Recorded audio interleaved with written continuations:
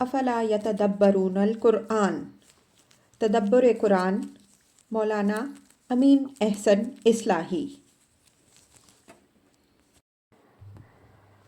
سورہ مومن آیات 23 تا 55، حصہ سوم۔ اعوذ باللہ من الشیطان الرجیم، بسم اللہ الرحمن الرحیم۔ فوقاہ اللہ سیئات ما مکروا وحاق بآل فرعون سوء العذاب۔ اس سے معلوم ہوتا ہے کہ ان کی اس تقریر کے بعد فرعون اور اس کے تمام آیان ان کے دشمن بن کر اٹھ کھڑے ہوئے اور ان کے خلاف طرح طرح کی سازشوں میں لگ گئے کہ کسی طرح ان کو اپنے دین میں واپس لائیں، لیکن اللہ تعالیٰ نے ان کی سازشوں کے شر سے ان کو محفوظ رکھا۔ اس سے یہ بات قطعی طور پر ثابت ہوتی ہے کہ فرعون اور اس کے درباریوں نے جو سازشیں ان کو دین حق سے پھیرنے کے لیے کیں، ان میں کوئی کامیابی ان کو نہیں ہوئی۔ اسی طرح اللہ کے جو بندے حق کا اعلان کرتے ہیں، اللہ تعالیٰ ان کے دین و ایمان کی حفاظت فرماتا ہے۔ وَحَاقَ بِآلِ فِرْعَوْنَ سُوءُ الْعَذَابِ۔ آل فرعون سے ظاہر ہے کہ یہاں اس کے آل و اتباع سب مراد ہیں۔ فرمایا کہ بندہ مومن کو تو اللہ تعالیٰ نے فرعونیوں کے شر سے محفوظ رکھا، البتہ فرعون اور اس کے اتباع کو برے عذاب نے گھیر لیا۔ برے عذاب سے مراد وہ فیصلہ کن عذاب ہے جس نے فرعون اور اس کی ساری فوجوں کو غرق کر دیا۔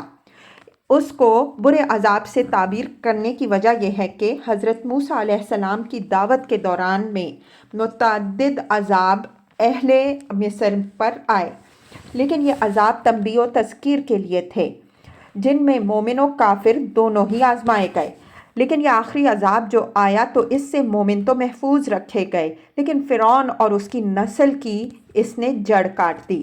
لفظ حاقہ اس بات کو ظاہر کرتا ہے کہ اس عذاب نے اس طرح ان کو اپنے احاطہ میں لے لیا کہ ان کے لیے کوئی مفر باقی نہیں رہا۔ النار یعرضون علیہا غدوا وعشیا ویوم تقوم الساعہ ادخلوا آل فرعون اشد العذاب۔ یہ اس عذاب کی تفصیل ہے کہ برزخی زندگی میں ان کو صبح و شام دوزخ کا مشاہدہ کرایا جاتا ہے کہ دیکھتے رہیں کہ ان کا اصلی ٹھکانہ یہ ہوگا، اور جب قیامت کا دن آئے گا تو حکم ہوگا کہ فرعون اور اس کے تمام اتباع کو دوزخ کے شدید ترین عذاب میں جھونک دو۔ قرآن میں جگہ جگہ اس بات کی تصریح ہے کہ مرنے کے بعد نیک ارواح پر ان کے اعمال کے اعتبار سے کیفیات صادر ہونے لگتی ہیں، اور ارواح خبیثہ پر ان کے اعمال کے اعتبار سے۔ یہ گویا ان کے لیے جنت یا دوزخ کی تمہید ہوتی ہے۔ پھر جب قیامت کا دن آئے گا تو جزا اور سزا اپنی اصلی شکل میں لوگوں کے سامنے آئے گا۔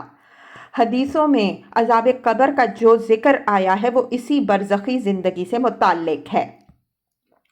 وَإِذْ يَتَحَاجُّونَ فِي النَّارِ فَيَقُولُ الضُّعَفَاءُ لِلَّذِينَ اسْتَكْبَرُوا إِنَّا كُنَّا لَكُمْ تَبَعًا فَهَلْ أَنْتُمْ مُغْنُونَ عَنَّا نَصِيبًا مِنَ النَّارِ قَالَ الَّذِينَ اسْتَكْبَرُوا إِنَّا كُلٌّ فِيهَا إِنَّ اللَّهَ قَدْ حَكَمَ بَيْنَ الْعِبَادِ۔ اوپر ہم اشارہ کر چکے ہیں کہ مرد مومن کی سرگزشت ان لوگوں کی حوصلہ افزائی کے لیے بھی سنائی گئی ہے جو اپنے لیڈروں کے رعب کے سبب سے اظہار حق میں ہچکچا رہے تھے۔ اب یہ دکھایا ہے کہ دنیا کی مجالس میں جو لوگ اپنے لیڈروں کے ڈر سے حق کے اعتراف و اعلان کی جرت نہیں کر رہے ہیں، ایک دن آئے گا جب یہ لیڈر اور ان کے پیرو دونوں دوزخ میں ہوں گے اور ایک دوسرے پر لعنت و نفریں کریں گے۔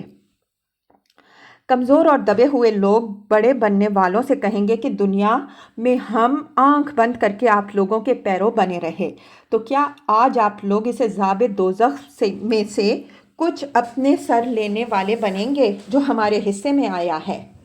بڑے بننے والے جواب دیں گے کہ اب شکوہ و شکایت کا وقت گزر گیا، اب تو ہمیں اور تمہیں دونوں کو اسی میں رہنا ہے۔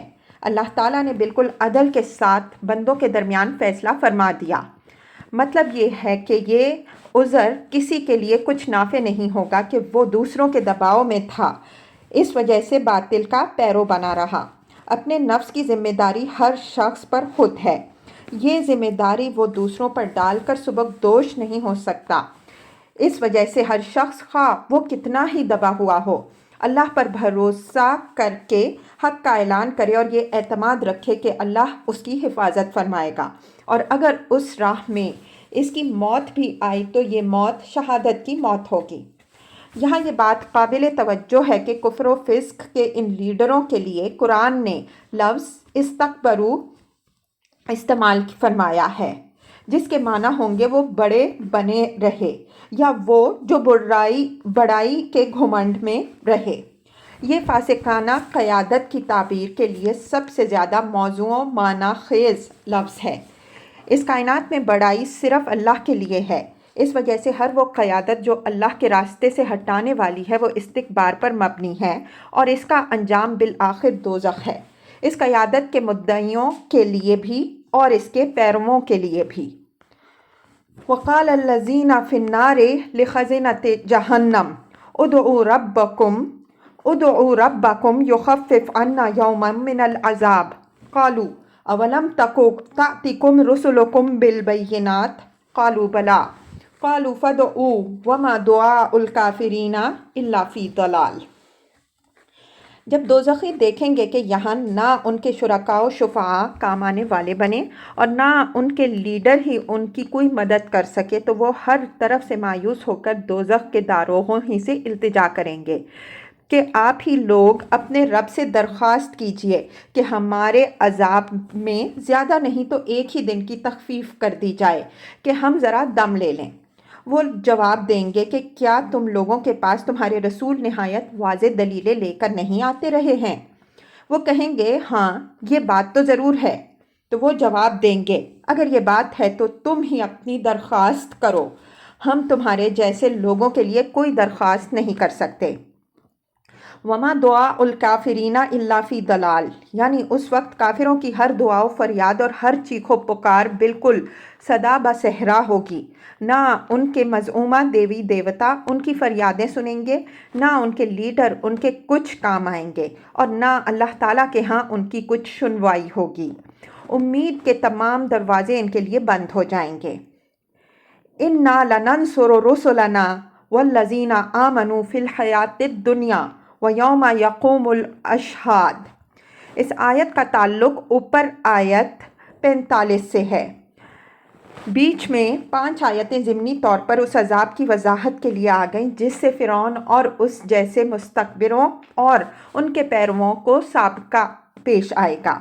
فرمایا کہ جس طرح ہم نے موسیٰ علیہ السلام اور ان کے مرد مومن کی مدد فرمائی، اسی طرح ہم اپنے رسولوں اور ان پر ایمان لانے والوں کی مدد اس دنیا کی زندگی میں بھی کرتے ہیں اور اس دن بھی کریں گے جس دن گواہی کے لیے کھڑے ہوں گے۔ اس آیت کی تعویل میں ہمارے مفسرین کو بڑی الجھن پیش آئی ہے، اس لیے کہ اس میں نہایت صراحت کے ساتھ اس بات کا وعدہ ہے کہ اللہ تعالیٰ رسولوں اور ان پر ایمان لانے والوں کی اس دنیا میں بھی مدد فرماتا ہے۔ اس الجھن کی وجہ یہ ہے کہ ان حضرات کے سامنے وہ فرق واضح طور پر نہیں ہے جو رسول اور نبی کے درمیان ہے۔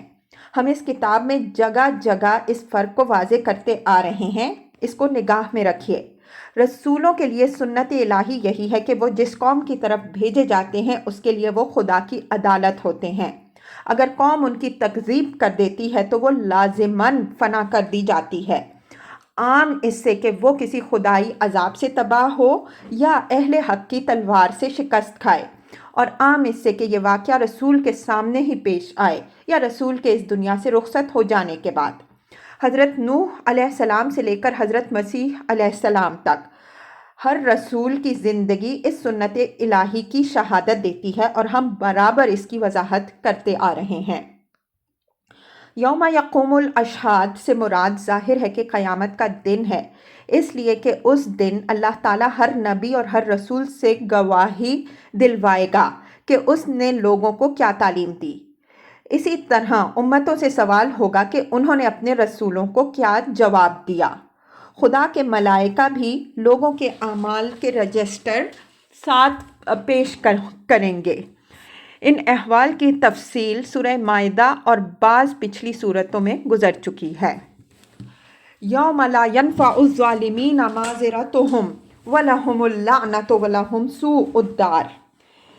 یہ اسی یوم یقوم الاشہاد کی وضاحت ہے کہ اس دن خدائی گواہوں کی گواہی ایسی واضح، ایسی قطعی اور اتنی روشن ہوگی کہ جن بدقسمت لوگوں نے اپنی جانوں پر ظلم ڈھائے ہوں گے ان کا کوئی عذر بھی کچھ کارگر نہیں ہوگا۔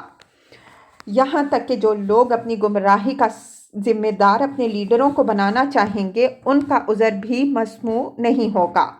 ان کے لیڈر خود ان کے منہ پر بات پھینک ماریں گے کہ تم خود شامت زدہ لوگ تھے، کہ تم نے جانتے ہوئے کہ ہم ضلالت میں ہیں ہماری پیروی کی، تو اب ہم اور تم دونوں یکساں ہیں اور دونوں ہی کو اپنے اعمال کی سزا بھگتنی ہے۔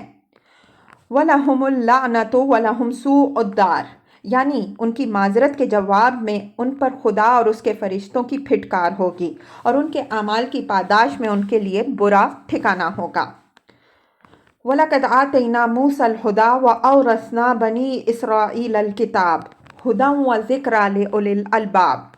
یہ وضاحت ہے اس نصرت کی جس کا ذکر اوپر ہوا کہ فرعون اور اس کے آل و اتباع تو اللہ تعالیٰ کے عذاب میں گرفتار ہوئے اور موسیٰ علیہ السلام اور ان پر ایمان لانے والے بنی اسرائیل ہدایت اور کتاب الہی کی وراثت سے نوازے گئے۔ وَأَوْرَثْنَا بَنِي إِسْرَائِيلَ الْكِتَابَ کے اندر اس دنیا میں غلبہ و تمکن کا وعدہ خود مضمر ہے، اس لیے کہ کتاب احکام و قوانین الہی کا مجموعہ ہوتی ہے۔ اس کا لازمی تقاضا یہ ہے کہ جس ملت کو یہ عطا ہو اس کو زمین میں غلبہ و تمکن بھی حاصل ہو۔ چنانچہ بنی اسرائیل کو یہ چیز حاصل رہی جب تک وہ اپنی کتاب پر عامل رہے۔ ہدی و ذکر لأولی الالباب، یہ کتاب کا مقصد بیان ہوا ہے کہ اللہ تعالیٰ نے یہ اس لیے دی کہ لوگوں کو اللہ کی طرف رہنمائی اور اس کی باتوں کی یاد دہانی کرتی رہے۔ لیکن یہ فائدہ وہی لوگ اٹھا سکتے ہیں جن کے اندر عقل و بصیرت ہے۔ جو لوگ عقل و بصیرت سے محروم ہو جاتے ہیں ان کے لیے کوئی چیز بھی نافع نہیں ہوتی۔ اس میں تعریض ہے ان بنی اسرائیل پر جنہوں نے اپنی ضلالت پسندی اور بے عقلی کے سبب سے اپنے کو اس کتاب کی روشنی سے محروم کر لیا۔ فَاصْبِرْ إِنَّ وَعْدَ اللَّهِ حَقٌّ وَاسْتَغْفِرْ لِذَنبِكَ وَسَبِّحْ بِحَمْدِ رَبِّكَ بِالْعَشِيِّ وَالْإِبْكَارِ۔ یہ بطور خلاصہ بحث نبی صلی اللہ علیہ وسلم کو تسلی دی کہ تم اپنی دعوت پر جمے رہو، اللہ کا وعدہ شدنی ہے۔ یہ اشارہ اس وعدے کی طرف ہے جس کا ذکر اوپر آیت 51 میں ہے کہ اللہ تعالیٰ اپنے رسولوں اور ان پر ایمان لانے والوں کو دنیا و آخرت دونوں میں فتح مند کرے گا۔ وَاسْتَغْفِرْ لِذَنبِكَ إِلَى الْآیَةِ، یہ تدبیر ارشاد ہوئی ہے اس صبر و استقامت کے حصول کی جو اس وعدے کے ظہور کے لیے شرط لازمی ہے کہ برابر اپنی کوتاہیوں کی معافی مانگتے رہو اور اپنے رب کی تسبیح و حمد کرتے رہو۔ یہ بات اس کے محل میں واضح ہو چکی ہے کہ حصول صبر کے لیے وسیلہ ظفر استغفار اور نماز ہے، اور یہ بات بھی اس کے محل میں واضح ہو چکی ہے کہ اس طرح کے خطبات میں نبی صلی اللہ علیہ وسلم شخصاً مخاطب نہیں ہوتے بلکہ امت کے وکیل کی حیثیت سے مخاطب ہوتے ہیں۔ جو لوگ خطاب کی اس نوعیت اور اس کی بلاغت سے اچھی طرح آشنا نہیں ہیں وہ حضرت صلی اللہ علیہ وسلم کی طرف ذم کے لفظ کی نسبت سے متوحش ہوتے ہیں، حالانکہ اس کا ایک خاص محل ہے جس کی وضاحت ہم کر چکے ہیں۔